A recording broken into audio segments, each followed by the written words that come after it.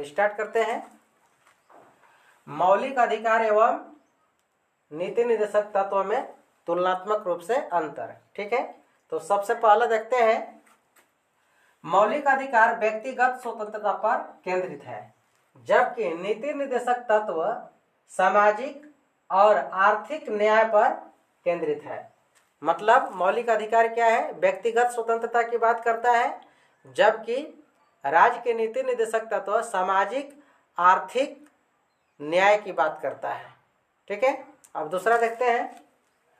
मौलिक अधिकार न्यायालय द्वारा परिवर्तनीय है।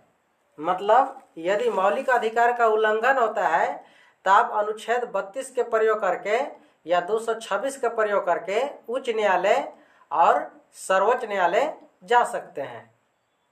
जबकि राज्य के नीति निर्देशक तत्व न्यायालय द्वारा परिवर्तनीय नहीं है।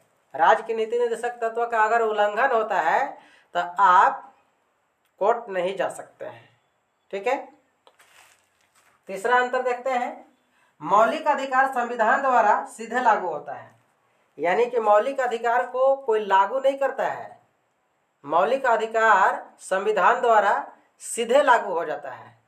ठीक है, जबकि नीति निर्देशक तत्व सरकार द्वारा लागू होता है। राज्य के नीति निर्देशक तत्व जो है किसके द्वारा लागू होता है? सरकार द्वारा। सरकार चाहे तो लागू कर सकते हैं, नहीं चाहे तो नहीं लागू करेंगे।